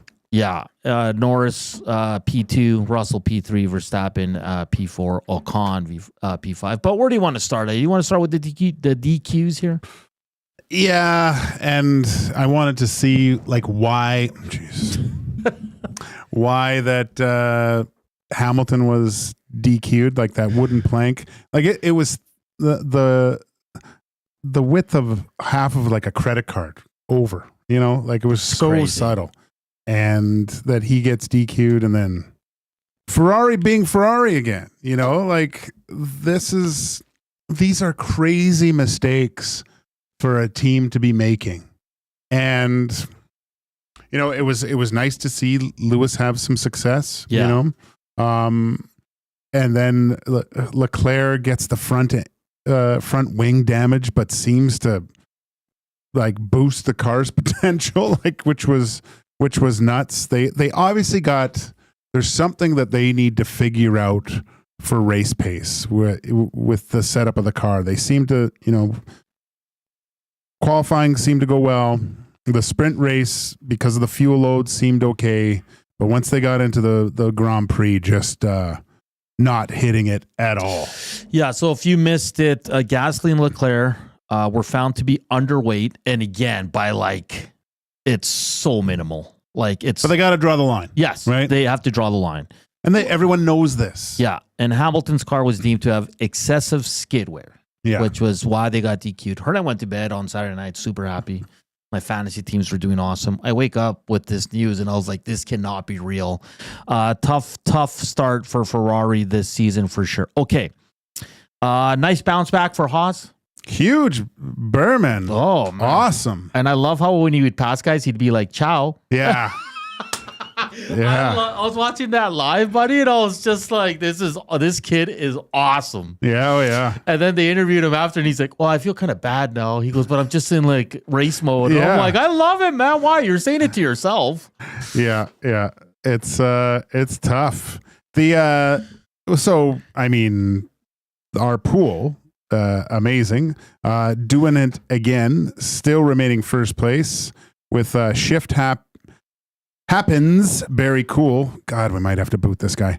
And yourself, Hernan Salas. Kimmy Moore with in third place in the pool. So very, it's fun, man. I like that. Yep. The stuff. Very Barry, cool. you're on notice. You might be out of this. Because he took first in the podium. He took the podium this weekend, followed by Koob, who was on the podium. And our own suffering through the time zone changes all the way to China, Tom Gazzola is third. Good for him. Yeah, great for him. So I'll be honest, I don't know how Koob's in fifth, but man, if anyone should win it, it should be him. But good for Haas. Now I'm happy again. Stroll and Sainz move into the top 10 with the DQs. But good on Stroll, man. He's racing pretty well. I want to ask you about this. You're our racing expert. Strategy costs Racing Bulls. They're one of the few teams that did the two-stop strategy. Yeah. And I think the commentator said it. He goes, I think they went with the two-stop because they thought everybody else was going to do it. Yeah. And then when they realized it was too late. Well, if during the broadcast, even George Russell was saying he wanted to go plan A or whatever, and I think that was the one stop. Yeah. But then they said, oh, this could be, smoke screen here. But then actually they saw how well the hard tire was doing. Yeah. And how you could push that. They're saying, hey, you probably could get past this with a one stop, right? So, I mean, this is the type of thing early in the season, that type of track, they just didn't know. They didn't get a lot of, obviously without the other 2 extra practices, they couldn't get that data that probably needed to see what that tire was capable of. And the fact that I was looking at, Pirelli was constantly changing the pressure of the tires, and that causes a huge difference too. So they wouldn't have really known anyway, right? So very tough race to get a handle on. But even though there were some things that made it a little bit more difficult, there were still a lot of mistakes by some teams. Oh, 100%. And like Stroll went 37 laps. Yeah. Right before he pitted. So I think the strategy changed as they went, right? And then you saw Lando hang on there as Russell was catching him with the brake issue. And you heard Lando on the radio too say, guys, plan C. Yeah. And whatever those are, we don't know, right? Yeah, but you can kind of guess what they are at that certain point in the race and things. And it was, I really wanted to see more of a battle up front because Ferrari was showing that they were kind of closer to McLaren than anyone else. But I don't know, man. Mercedes might be closer to, because if I look back, do you remember? I don't know if you watched you're not as much of a psycho as me, but when Piastri first came to McLaren, he reminds me of Kimi. Like, he wasn't at the top, but he was, between probably 6 and 10 in there until he started getting a little bit more experience. And Kimi's right there. Before Oscar's, he's a stud. But I don't know. I just think that Kimi's trajectory is having him compete more for podiums sooner than even Piastri did with that Mercedes car. Well, there's even talk about like Mercedes constructors wise is going to push here, man. Like they're doing excellent. Kimi gets voted driver of the day, and I think it's his charm. He's young. Yeah. He's that little cute dude on the circuit right now. George Russell's podium marked the 300th podium for Mercedes. Max, a great pass on Leclerc, Charles Leclerc, not John Leclerc. Alex Albon. Man, he's racing well. I know. And one time on the radio, they were trying to tell him something, and he's like, "Guys, I'm fine. Leave me alone. We're good. I'm feeling great." They were talking about this. The announcers going, "That's what you want from your driver." Going, "I got this." Like there's a lot of confidence in that guy right now, right? So that's encouraging. But let's get to the big. I know what you're getting to. The elephant of the room here at Red Bull. Oh boy. And there's rumors circulating from legit F1 people that they might make the move a lot quicker. Because remember when we had Tim on and Bones sent in the text and Tim's like, holy Bones, it's harsh. Yeah. Well, Bones was onto something because they can't wait. It sounds like they can't wait. Now, Horner was asked post-race and he was very, he was honest, but I think he held back. Obviously, he's still supporting, say, we're going to look at the data, blah, blah, blah. But it's sounding like they're ready to make the move. Dude, I don't think it'll happen in 2 weeks from now. But he's got one more chance here, because when you throw his helmet cam on and watch him, he struggles almost on every single corner. Yeah. Like he's always correcting. There's no flow. There's no smooth driving compared to other guys. He just can't get a handle on this car. That's a lot of pressure, though. Like going into Japan to say, hey, like they're probably not going to say this to him, but he probably knows, and everybody knows, Joaquin, where you better have a good result. Well, I watched that last Drive to Survive that kind of George Russell was the main focus, and saying, can he take over from Lewis? And they show that Toto takes him out in the middle of the ocean and makes him dive into the pot. I don't know what that was all about, but had that real discussion with him. Goes, we need better from you. Yeah. Right. And I mean, I guarantee that Christian Horner is talking with Liam Lawson sometime this week going, we can't go through what we did over the last few years of falling out of the constructors by the midseason. Right. That's not acceptable. And Checo could keep pace, but it seemed like he fell off later on in the season. Every season he was with Red Bull. At the start, he was okay. But they're going to be out of it before. That's why. Can they afford to wait after 3 races? Let's say he does, because his qualifyings have been awful. No, right? Yeah. And so, again, a lot of rumors circulating, a lot of conversation. It sounds like Yuki's going to get the bump here. But why would Yuki go and... By all accounts, that car sucks. Yeah. So I was thinking of this last night. If you're Yuki Tsunoda and you're like, hey, Red Bull's a bigger team. Obviously, I want to be there. That's where a lot of guys want to be. He goes, but also, like, what if I can't figure this out? And then I'm screwed because then I'm out of a seat. Yeah, right? you don't want that. He's way more competitive in the Racing Bulls car. Can he decline? I don't think so. No.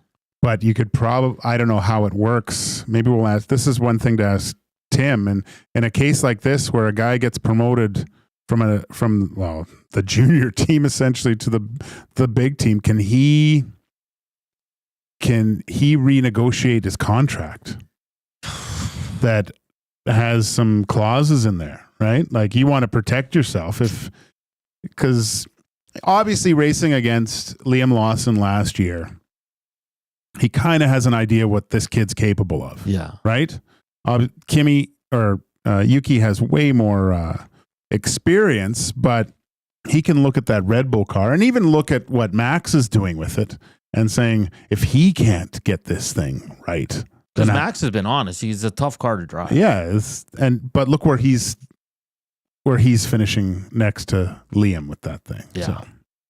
Just unreal. What drama 2 weeks into F1. It's going to be great. Does Liam Lawson hold on to his seat at Red Bull? I mean, they have a week in between here.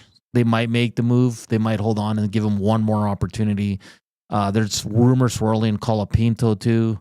But yeah, and then Ferrari with their issues. It's going to be, I can't wait till Japan, man. That's going to be awesome. 2 weeks. 2 weeks. 10 days, 6 hours, 10 minutes to be precise. Yeah. And I tuned into the IndyCar race. Excellent race again. Weird track, man. It's like in the golf course and there's just houses around it and there's kids in the pool watching this race. And Alex Palou, that guy's a straight killer for Indy, man. He's a 3-time champ. For a reason, but he started third on pole, and he was unreal. He beat out the 2 McLarens. So a good weekend for McLaren, but Alex Palou has been fantastic. Really enjoying Indy. But we got to get to a break here. It's Jeff Paterson from Rink Wide Vancouver is going to join us to talk all things Canucks here. Coming up on EST Afternoons. We'll continue the F1 talk in the final segment. We'll also get to this day in sports history. But up next, Canucks talk with Jeff Paterson here on EST Afternoons. We're back after the break. Here's Coob with your sports update.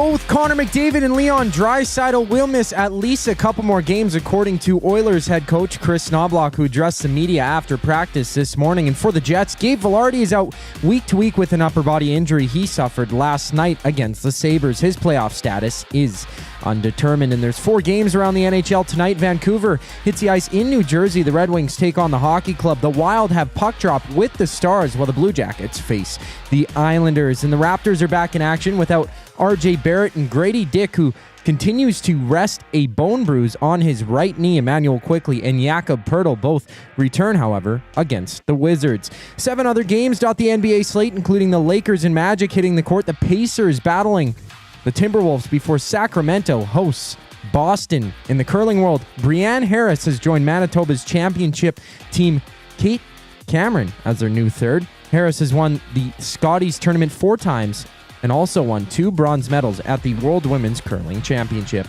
This sports update is brought to you by the Capital Care Foundation. Financial support deeply affects residents at Capital Care, and whether it's a one-time donation or monthly contribution, every penny counts. Find out how you can donate at capitalcarefoundation.net. Jeff Paterson up next. Talked some Canucks with Hernan, Salas, and Joaquin Gage. I'm Zachary Kubish, keeping you up to date. Your home for live music and great performances is the River Cree Resort and Casino. Someday you'll be shedding your tears. A one-of-a-kind retrospective. It's Glass Tiger, This Island Earth, April 4th at River Cree Resort and Casino. Don't forget me when I'm gone. Get your tickets at rivercreeresort.com. River Cree Resort and Casino. Excitement?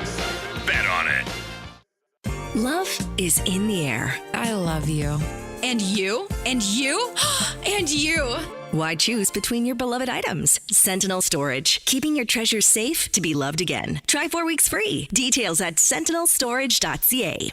Hey Edmonton, ready to take advantage of lower rates and better pricing? South Fort Chevrolet in Fort Saskatchewan has you covered. From rugged trucks to sleek SUVs. And with over 40 years in business, you can trust that you're getting the best deal on your new ride. As the proud title sponsor of the Nielsen Show, EST listeners can drive a little to save a lot with South Fort Chevrolet's transparent pricing and down-to-earth sales team. Visit us today in Fort Saskatchewan or online at southfortchev.com. Missing the course? The Canadian Ice House is here to keep your skills sharp. Trackman golf simulators are open. Real golf action right in downtown Edmonton. Don't let the off-season slow you down. Visit us in-store or check out thecanadianicehouse.com for all the details.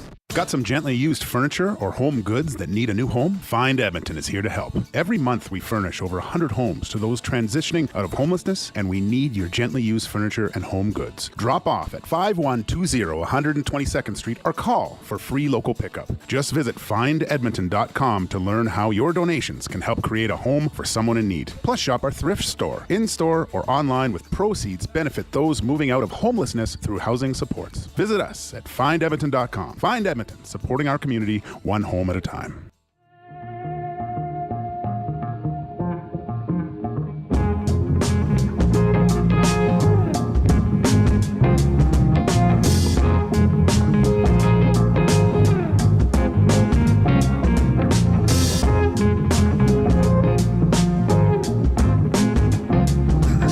.224, welcome back to EST Afternoons here with Joaquin Gage, Hernan, Salas, Zach Kubish. Oilers off until Wednesday, but we're going to keep the hockey talk going. Reminder, keep slamming that thumbs up. Let's get to 100, only 18 away, and we got about 40 minutes to go here. Reed Wilkins coming up from 3 to 6, so keep it locked here on Edmonton Sports Talk. We're going to talk some Vancouver Canucks now with friend of the show, Jeff Paterson. He's a host on the Rink Wide Vancouver, does their post-game shows, their excellent post-game show, if you'd like to tune in after Canucks games. Jeff, my friend, how are things? Well, it's a little dismal out here on the West Coast, to be perfectly honest with you. Daylight is fading on this season with 12 games to go. They were about the playoff bar as recently as Thursday, and now they're 5 points back of the red-hot St. Louis Blues. So I would love to be coming on and pumping up the playoff hopes of the Vancouver Canucks, but alas, the math is not adding up for this hockey club this season. Jeff, and in a season that's been so just chaotic for the Vancouver Canucks, like that game on the weekend, 39-12, they outshoot the Rangers. I was watching that game. Was that just kind of the game that Vancouver media and fans just looked and said, yeah, this is exactly the game and the turnout we expect with the season they're having? Because unbelievable that they would lose that game 5-3, outshooting the opponent 39-12. Well, based on the shot clock, yes, but really the way the season's gone, isn't it kind of fitting that JT Miller and the Rangers may be the ones that put the nail in the Canucks playoff coffin? Look, there have been so many games. They had a 4-1 lead on Seattle with 5 minutes to play the first game out of the Christmas break, and they ended up losing that one in overtime. They had a 2-0 lead in the third period in Utah. Just before Christmas, they lost that one in overtime. They've lost a dozen games beyond regulation time, so they've left 12 points sitting there on the table. And more than that, they've lost games in overtime twice to the St. Louis Blues. Like, those are massive swings of points when every point matters. And so the other night they did well to tie the game in St. Louis with 4 seconds left, but they end up losing in overtime. So they get a point, but 1 point's good. 2 points is better, and the Blues, the team that you're battling with, end up leaving the rink that night. So, look, there have been a lot of storylines. When I've been on before with you guys, we've talked more about the drama than the on-ice product. The drama has sort of faded, but a lot of the issues that have plagued this team all season long, injuries to key players at the wrong time, depth of the hockey club, and just an overall lack of offense. They struggle to generate, and Saturday was a perfect example. 39 shots, and yet it's 1-0 midway through the second period. The shots are 21-4. And I think most Canuck fans watching that game probably thought, we know how this is going to end. We've seen this way too many times where you leave a team hanging around. You don't extend your lead. They got a couple of power plays at 1-0, didn't do anything with them. And ultimately, they found a way to lose 5-3 in a game in which they outshot the Rangers. And it wasn't just they outshot the Rangers. So I don't know how many times this would happen in the history of hockey, but the Canucks set a season high for shots for themselves in a game with 39, set a franchise mark for the season in terms of the fewest shots given up in a game, and lost. Like, first of all, you don't get the extremes on many nights, but then usually if you're setting a season high for shots, you're probably finding a way to score a few goals along the way. Not this Vancouver team. So just add it to a long list of things that haven't really made a whole lot of sense for this hockey club, but you are what your record says you are in pro sports, and their record hasn't been good enough to be above the playoff bar. Jeff, I want to ask a question because the Vancouver Canucks kind of seem like the Oilers from, I believe it was 17-18, where they had a really good season, but a lot of the inefficiencies of the team was masked by the goaltending of Cam Talbot at the time, where even from a managerial standpoint, I thought they looked at this team being a way ahead on the projection to becoming a contender than they weren't. If you look at the comparison from this year and last year, and I know a lot of things went right for the Vancouver Canucks last year, but did Thatcher Demko mask a lot of the blemishes of this team for them to think that they were a little bit ahead in their progression to become a team that's getting back to Stanley Cup Finals? Look, when Thatcher Demko's healthy, he has shown that he is an elite goaltender, one of the best. He was a runner-up to Connor Hellebuck for the Vezina last year. So, yes, he provided that kind of goaltending. But really, I think the swing has been at the other end of the spectrum where just overheated shooting percentages last year, career years across the board. Like, Brock Besser isn't a 40-goal scorer. Good for him. He got to 40 last year. He's on a bit of a heater right now with 5 goals in his last 3, and his total is at 23 this year. He's a 30-goal scorer who, benefited from a red-hot power play from other guys around him having a career year. It's not really a knock on him. He finished last year, but he finished at a rate that wasn't sustainable.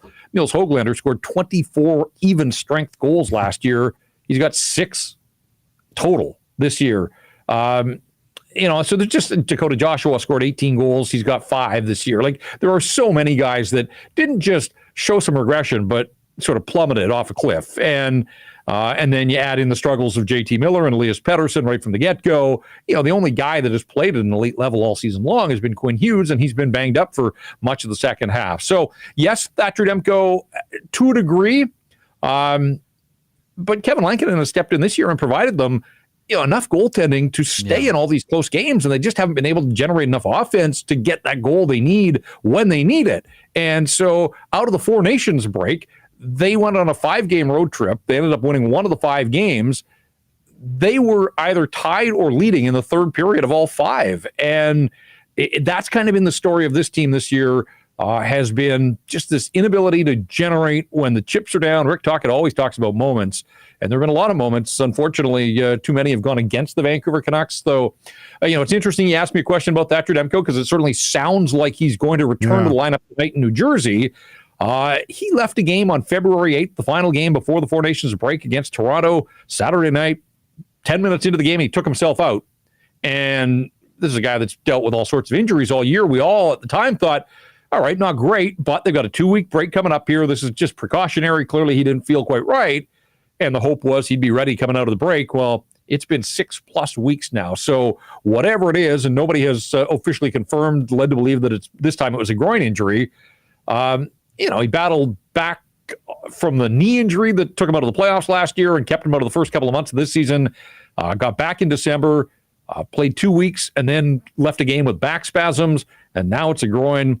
You just wonder about the wear and tear, and the position well. You've got to be so mentally clear that your body is up to the challenge. And I think that's been part of the issue for him this time around. Didn't want to get back too soon in case he was going to get injured again. So it's just been a disastrous season for Thatcher Demko.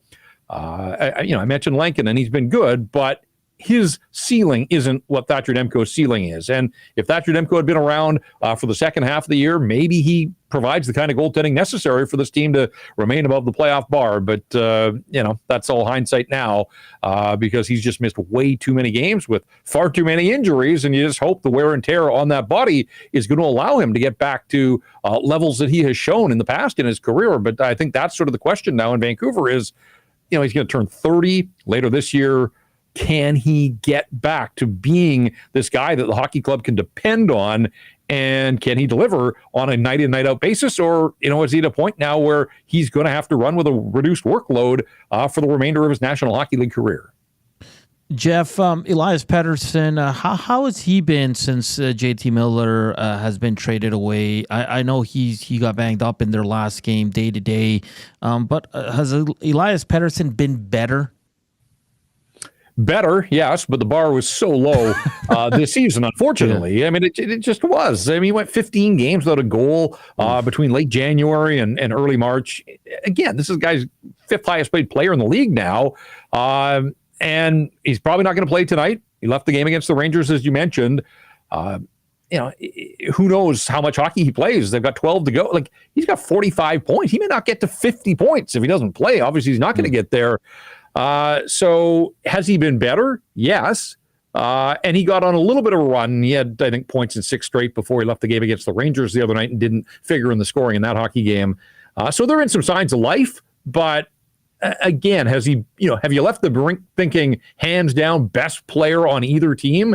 I'm not sure that there's been a single game this season where you can say that. And we're talking about a guy that's now being paid like an elite player. 102-point season a couple of years ago certainly showed that back then. I mean, pick a game per week and you'd say, oh, no question, he's the best guy out there on either team. And I've been to all the home games, watched all the road games. He's had some nights where he's been better than most, but I don't know that he's been the clear-cut best player. And when you're getting paid that kind of money, this team needs him. They need more from him. And where I said that, Quinn Hughes has really been the only constant all season long. It's just been a frustrating season. It's been a disappointing season. And, ultimately, I think we're going to wind up watching Elias Pettersson and the Canucks come up short in their bid for a playoff spot. So, better, yes, but not good enough, not nearly good enough all season long. Maybe they just need to lock Pettersson in a room with Huberdeau to figure it out for next season. Maybe that'll help. But there's lots of that comp has come up a lot in this market, and the hope obviously is that there is a bounce back. And I think it's been a humbling season, quite frankly. When you sign the contract, you do, the pressure's on. He said at the time, "I want the smoke," and the season's coming, and he just hasn't delivered. So I think it's going to be a crucial offseason for him. Maybe get away for a couple of weeks and clear his mind, but then he has to put in the work this offseason to come back and hit the ground running next year. Otherwise, if he thinks the heat's been on him this year, no excuses whatsoever. So, maybe you look at Huberdeau and think, hey, it can be done. But one thing to say it, another to see a guy actually make it happen. And so that's kind of where this market is with Elias Pettersson right now.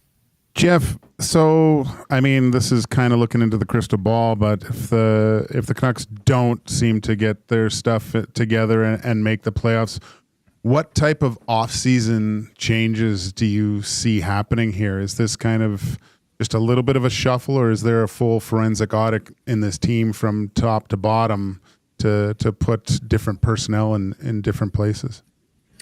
Yeah, I don't think they're as bad as they have been for a lot of the reasons that we've documented. The season just got off to a bit of a tough start and kind of went sideways on them. So I think their baseline is sort of higher than, it's not the 50 wins and the 109 points that they had last year. That was the perfect storm where everything went right.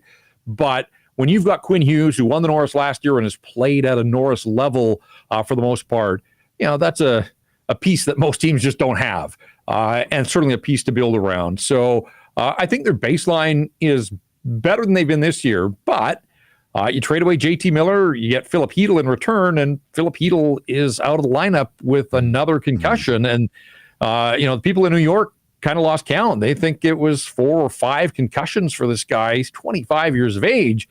Who knows what his short or long-term future is, but I'd be surprised if we see him again this season.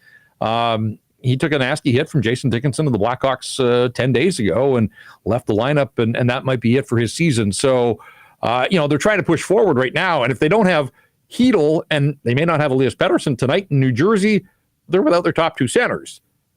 This team doesn't have an awful lot behind, there just isn't the depth with this hockey club. So they need more offensively. I think they feel they've reshaped their defense core. They've got Quinn Hughes, Philip Heronic. They made the trade and signed Marcus Pettersson. They look at those as their big 3. They're encouraged by what they've got. They've got the other, Elias Pettersson, who's been terrific as a 20-year-old rookie coming in and playing the last 15 or 16 games. Victor Mancini was a guy they got in the JT Miller trade from the Rangers, right-handed, big right shot defenseman. They're high on him. And Tom Willander was their first-round pick, 11th overall a couple of years ago, finishing up at Boston University, and they think he's going to turn pro and probably jump into the NHL. So they think their defense is sort of the strength of this hockey club. We talked about goaltending. They have another year of Demko, and they've got Lankinen now locked up. But it's a question of how do you go and find elite-level talent up front, especially when you're playing against the Oilers, who have McDavid and Draisaitl, and they're not going anywhere. And you look at Vegas and what they've got at the top of their lineup. Anaheim is showing signs of life with all of its young players, and San Jose at some point is going to get some traction. And so, I think for the Canucks, they're stuck in this middle of looking at the teams that are above them right now, but also looking over their shoulder at what's to come. The Canucks don't have that next wave of elite level forward talent that teams like Anaheim and San Jose do. And that's kind of what they're up against. They haven't drafted particularly well over the last little while. The one pick that they've got, Willander, is a defenseman. And, so where does it go from here? How do you acquire top end talent? Well, it's either trade or, I'm curious to see if they get really aggressive and look at the offer sheet route. I mean, St. Louis Blues now are the poster boys. It's worked out well, right? I wonder as the cap goes up if we see teams get more aggressive this summer. But again, you have to have your own draft picks in place to make all of that kind of stuff happen. So that's the challenge for the Vancouver Canucks. Full overhaul? No, they've tried the rebuild on the fly here. Again, they've addressed some areas. But at the end of the night, you got to put a puck in the net. And they just don't have enough of the top end guys. They're banking on Elias Pettersson making a comeback here. They got him under contract for 7 years beyond this one. So that's an investment in him that they need to get back up and running at the levels that he was previously to earn the contract. But there are some real questions here. Besser's an unrestricted free agent. He may walk. P.S. Suter's had a nice 20-goal season, but he's a pending UFA. He may look and explore the market as well. So some of the guys that have been productive for them, they may not be here next year. that just complicates matters for this hockey club. Thanks for opening up that offer sheet wound there, Jeff. Jeff, we're not over it yet here in Edmonton. So Broberg just scored the overtime winner against the Canucks on Thursday, so trust me, people weren't that thrilled about him then either.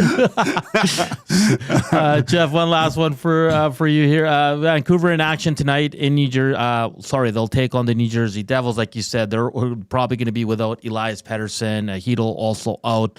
What are you expecting from tonight? I mean, Vancouver's playing playoff hockey right now. They're trying to keep pace with the St. Louis Blues. What kind of game do you see tonight? And if they lose, is your post-game show going to be spicy? Because I'll tune in for sure. Yeah, I mean, they feel like they're on life support now, so they can't afford. They got 12 games to go. You know, if they lose, are they done? No, but they probably can't afford more than 3 more regulation losses. And, you know, it's not just the fact that they're out east right now and on this road trip. They still have 2 against Vegas, 1 against Dallas, 1 against Colorado, finish the road trip in Winnipeg. So the schedule is just an absolute beast. And, you know, again, that's why I think the numbers, the math just doesn't add up for them. What do I expect from tonight? Much of what we've seen all season long. Like, their game plan essentially is to try to win hockey games 1-0. And, you know, the problem there is when the other team gets 1 or 2, well, now they have to match. And that's been the issue for this club. So I would expect they try and dumb it down and really try to lock it down. Fascinating goaltending matchup if it comes to be. If it is, in fact, Thatcher Demko, Demko at one end, Jacob Markstrom at the other. Markstrom has been dreadful since coming back from a knee injury. He's one win in his last 6 games, and his, I think, got a 4.22 goals against average or something. So here are 2 guys that were teammates and tandem mates at one point, now likely to be at the other end, and both of them trying to, you know, rediscover their game. Markstrom's got a little bit of runway if he's going to be the Devils' guy come playoff time. They've got Jake Allen there as well, but it is Markstrom tonight. But he's struggling, so hey, for a Canucks team that has had its challenges putting pucks in the net, maybe they find a guy that isn't as sharp as he would like to be. So just as I say, it's probably going to be 1-0. Watch them outshoot the Devils 39-12, and maybe they get it right this time. Who knows? Jeff, where can people find your post-game show tonight? Yeah, we do a Rink Wide live stream after each and every game, so we'll be hitting that up. We got the YouTube channel. You can find us on socials at Rink Wide Van, and doing some writing at Canucks Army as well. So no shortage of storylines for the Canucks these days. Unfortunately, it's there are only 12 games to go, and then you know, the offseason probably going to start a little sooner than anybody out here truly wanted to believe. Jeff, great stuff as always. Enjoy the game tonight. We'll be tuning into your post-game show, and I'm sure we'll have you on again. Thanks again, bud. Thanks, guys.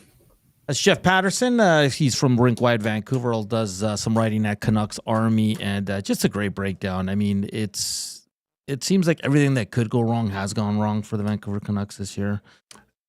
They're still there. There's still an opportunity there. I mean, it'll take quite a bit, but like Jeff said, you still have Quinn Hughes, right? So when you have a guy of that caliber in your lineup, there's always a chance. And the way he takes over games.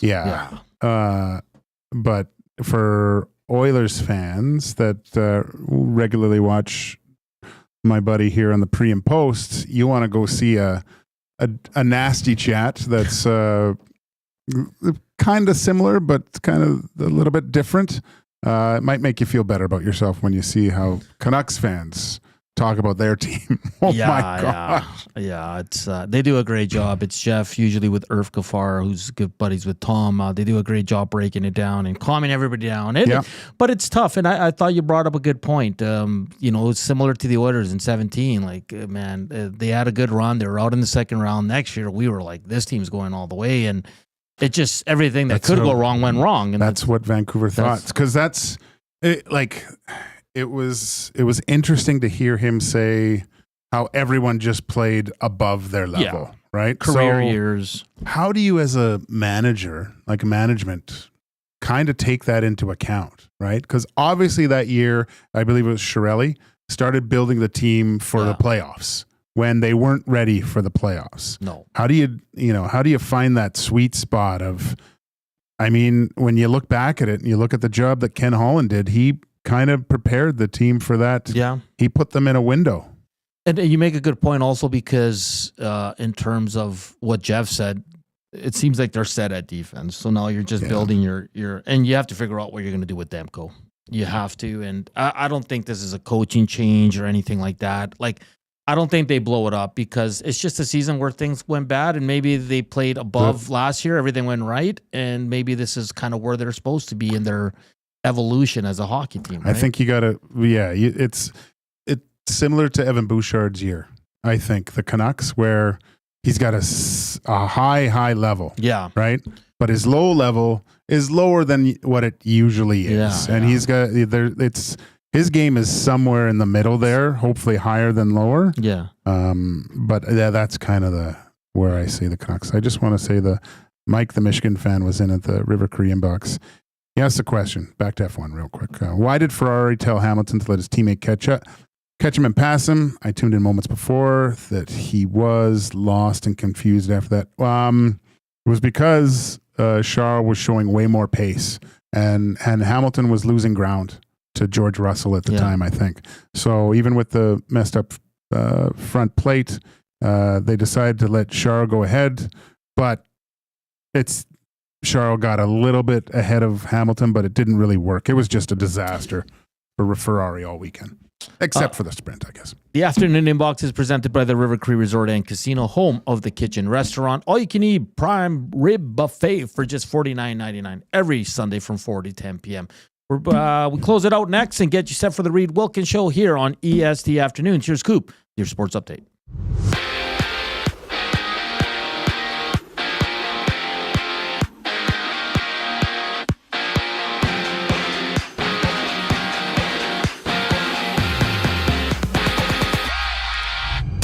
According to Oilers head coach Chris Knobloch, both Leon Draisaitl and Connor McDavid will miss the next two games. McDavid exited last week's game against the Jets in the second period with an upper body injury, while Draisaitl sat out the past two games with an undisclosed injury. Meanwhile, Winnipeg's Gabe Vilardi is week to week due to an upper body injury he sustained last night against Buffalo. His playoff availability is unknown, and there's four games going down tonight. The Wild battle the Stars, the Devils and Canucks drop the puck. Long Island hosts Columbus, while the Red Wings face the Hockey Club. And for the Raptors, Emmanuel Quickly and Jakob Poeltl return to take on the Wizards. Grady Dick remains out as he recovers from a bone bruise on his right knee, while RJ Barrett will not play. Elsewhere, the 76ers and Pelicans tip off. The Celtics meet the Kings, and Milwaukee hits the court in Phoenix for 8 games around the association. And in curling, there's a new member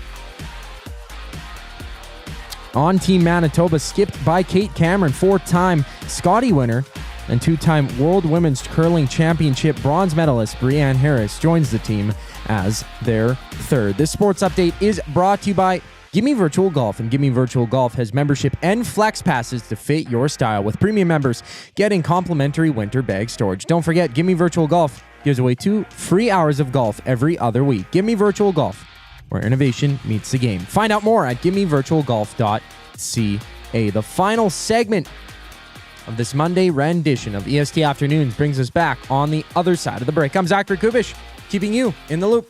The Reed Wilkins Show with Jay Milne. Everett Fitzhugh, play-by-play voice for the Kraken. How is the buy-in level here with the Kraken now that a harsh reality has probably set in? We want to go out. We want to win as many games as possible. Be a spoiler. Go out and have fun. And you can really tell the difference in play from the first 60 games to their last 10. The Reed Wilkins Show with Jay Milne, weekday afternoon 3 to 6, only on Edmonton Sports Talk, your clear choice for Edmonton sports.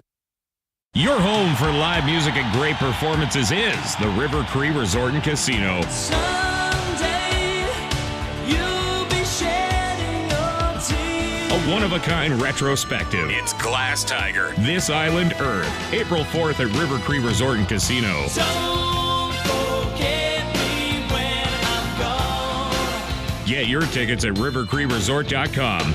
River Cree Resort and Casino. Excitement? Bet on it. You've heard the name, but what does it mean? For over 66 years, William Huff Advertising has supplied signage from screen printing to digital to LED with design, production, and install in-house. It's a one-stop shop for all your signage needs. Edmonton owned and operated, William Huff has been trusted by the biggest companies and teams in the City of Champions and many others across the country to do the job. If you're looking for a way to get the word out about your company or event, they are the answer. Go to www.williamhuff.com. Their results speak for themselves. Play more tables and games. Play more tables and games. Make the most of your bad game. Oh, you want to, you need to, you know just what you've got to do. It's time to add some fun to your life. Make the most of your bad game. Play more tables and games. Playmoregames.ca.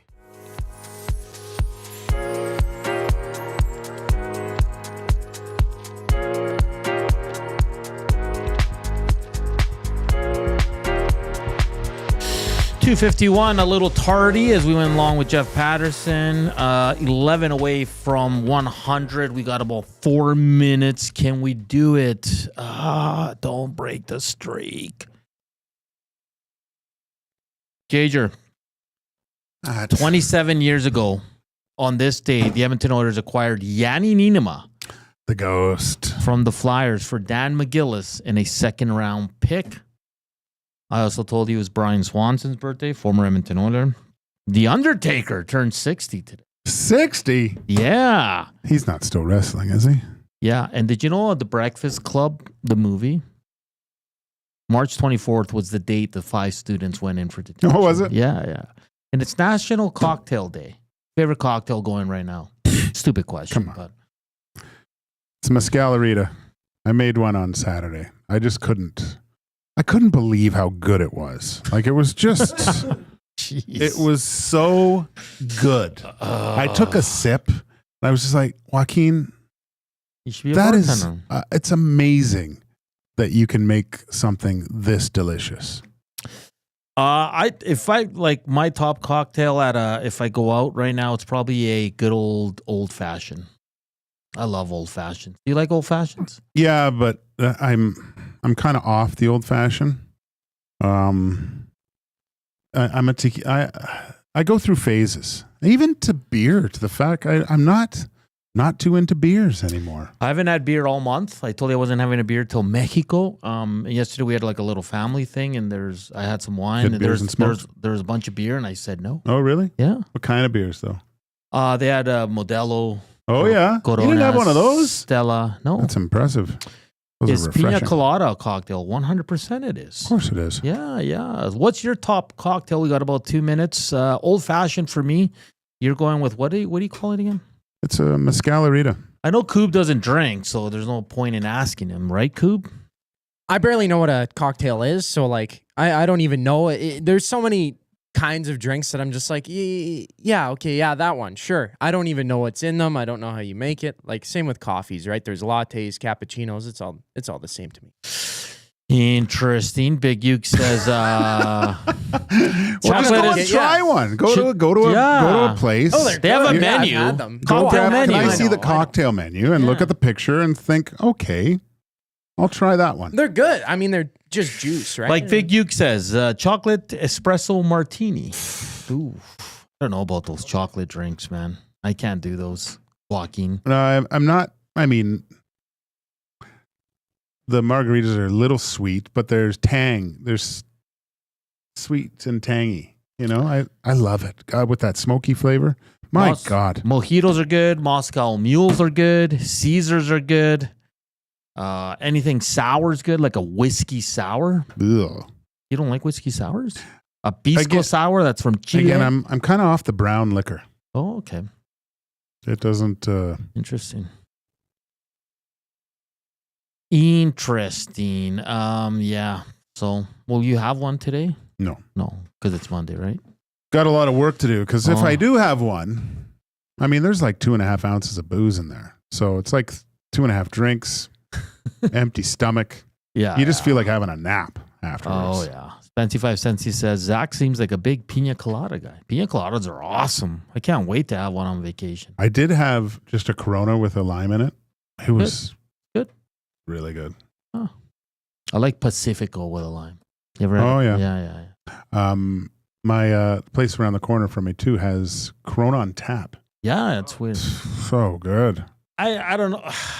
I've had it on tap. It's not as good, but what? Yeah, I just find. Oh, it you got to come to my place. 93 thumbs up. We have failed. You have failed, Joaquin and I.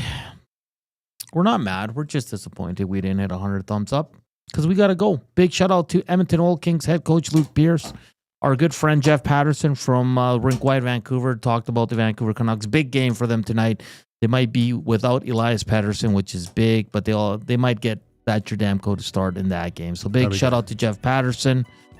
Tomorrow, heat and smoke and more fun. Oilers, more F1, March Madness, and whatever you would like to talk about. For Joaquin and Coob, I'm Hernan saying thank you for tuning in. Remember, go follow us wherever you get your podcasts. We'll talk tomorrow. Reed's up next. Ciao.